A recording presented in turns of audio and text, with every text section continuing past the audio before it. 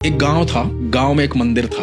उस मंदिर में आता था एक बालक, टीनेजर से थोड़ा सा बड़ा था, और वो उस गांव का चित्रकार था। तो एक दिन पंडित जी ने कहा कि भाई तुम रोज यहाँ आते हो और इतनी अच्छी चित्रकारी करते हो, हमारे मंदिर के लिए भी कुछ कर दो। तो बोला लेकिन चित्रकारी क्या बनाऊं? बोला कुछ ऐसी बना दो जो लोगों को, जिससे शिक्षा मिले, मंदिर है तो बोला ठीक है, कंस वध का चित्रण कर देता हूँ। बोला लेकिन पंडित जी आपको मदद करनी पड़ेगी। बोला क्या मदद करनी पड़ेगी? बोला आपको मदद ये करनी पड़ेगी, मुझे पहले वो बालक ला के दो जिसको मैं कृष्ण बना पाऊं। तो गांव के सारे बच्चे इकट्ठे किए गए, एक बच्चा मिला बड़ा सुंदर सा। तो बोला पंडित जी इस बालक में मुझे कृष्ण दिखाई दे रहे हैं, इसकी चित्रकारी करते हैं। तो बालक को बिठाया गया सामने और कृष्ण बनाए गए। इधर क्या हुआ कि इसने कई जगह लेटर दे रखे थे अपने काम के लिए, इसका एक कॉल आ गया, इसको जाना पड़ गया। कृष्ण तो बन गए, शहर चला गया, धीरे धीरे इसकी तरक्की होने लगी। ये बड़ा चित्रकार बन गया, इतना बड़ा चित्रकार बन गया कि पहले शहर में, फिर देश में, फिर विदेश में, हर जगह इसका नाम हो गया। अब गांव वाले सिर्फ अखबारों में इसके जिक्र पढ़ते थे। तो एक समय पे वो छिक जाता है हर चीज से, प्रसिद्धि थे, नाम से, हर चीज से छिक जाता है। तो ये काफी सालों बाद अपने गाँव वापस लौटा। तो गाँव आते ही इसका मन प्रसन्न हो गया अपने गाँव को देख के, लेकिन गाँव में सब बदल चुका था। तो ये सुबह रूटीन से मंदिर गया। पंडित जी भी थोड़े बूढ़े हो चुके थे। तो पंडित जी के पास जाके बैठा, पंडित जी को प्रणाम किया। बोला पंडित जी पहचाना मुझे? तो बोला अरे तुम तो बड़े चित्रकार बन गए, मैंने अखबारों में फोटो छप रहे थे, तुम तो बड़े आदमी बन गए भाई।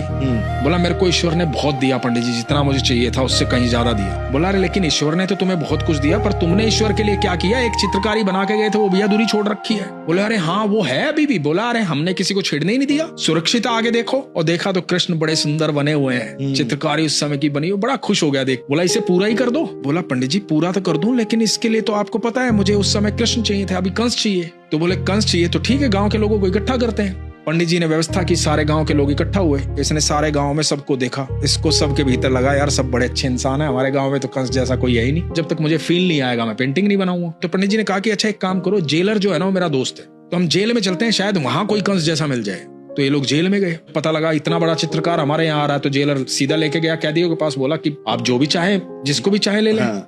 तो इसने देखा, चारों तरफ देखा, तो एक बंदा इसको हट्टा कट्टा पसंद आया, अच्छी हाइट वाइट। बोला मुझे ये पसंद है। जेलर ने कहा कि ठीक है इनको ले चलते हैं। वहां से जेल से परमिशन लेके उनको लेके आ गए मंदिर के बाहर। अब बिठा करके उनकी चित्रकारी पूरा गांव बैठ करके देख रहा है, सारे लोग देख रहे हैं, दूर दूर से लोग आए। इतना बड़ा चित्रकार पेंटिंग कर रहा है, लाइव पेंटिंग सामने चल रही है। चित्रकारी पूरी हो गई, पूरा चित्र बन गया कंसवध का। तो सबने ताली बजाई, सब खुश हो गए। और जिसको कंस बनाया गया था वो रो रहा था। तो इस चित्रकार ने कहा अरे रो क्यों रहे हो, तुम भाग्यशाली हो, तुम्हारी तस्वीर मंदिर में बन गई है, खुश हो, तुम्हें ऐसा मौका मिला, अवसर मिला। तो बोला कि मैं इसलिए नहीं रो रहा। तो बोला किस लिए रो रहा है? बोला मैं इसलिए रो रहा हूँ क्योंकि इस पेंटिंग में जो कृष्ण है ना वो भी मैं ही हूँ। तो जब मैं बचपन में था ना तो मुझे कृष्ण के लिए चूज किया गया था, और आज कंस के लिए भी मुझे ही चूज किया गया।